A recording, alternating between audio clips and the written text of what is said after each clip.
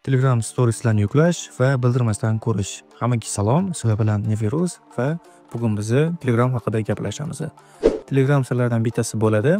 Kelinglar o'rtoqlar, mana shunaqa foydali videolarni o'tkazib yubormaslik uchun videoga bitta like bosamiz, kanalga esa obuna qo'yamiz va birinchi chiqargan videolardan sizlar albatta birinchilardan ko'rib ko'rish imkoniyatiga ega bo'lasizlar.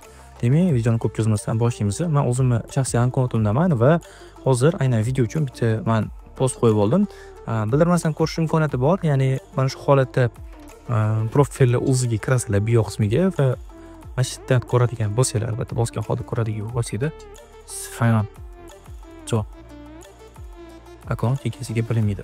Endi buni skachat qilish uchun juda ham oson derifo sizga va bu chani bosib, bu yerdan esa havoladan nusxa olish bosamiz. Buni bosgan bo'lsada bu ya'ni stories havolasi nusxalab olinadi. Endi bizga video saqlab bot kerak bo'ladi. Bu bot manzili aynan video saqlab bot. Bu botda aynan Telegram topsanglar bo'ladi va Telegram kanalimni tashlab qo'yaman. Virus kanaliga o'tgan obuna bo'lib qo'yinglar. Mana shunaqa foydali videolarni va videoda ishlatilgan media fayllarni yuklab olishinglar uchun. Kiramiz, boshlash menusini bosamiz. Va boshlaganimizdan so'ng botda faqatgina Telegram emas, bot juda ham zo'r ishlangan. Instagramdan post, stories, reelslarni yuklab olishinglar mumkin.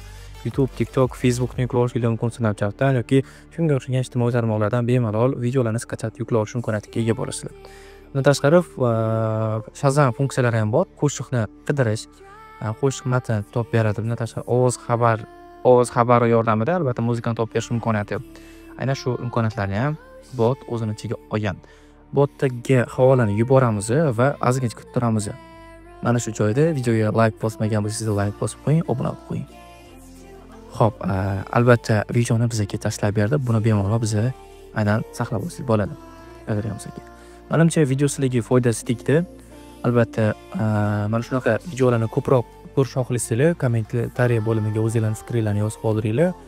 Sizlar bilan qisqa vaqt ichida Virus kanali bo'ldi. Keyingi videolarda ko'rishguncha xayr, sog' bo'linglar, salomat bo'linglar.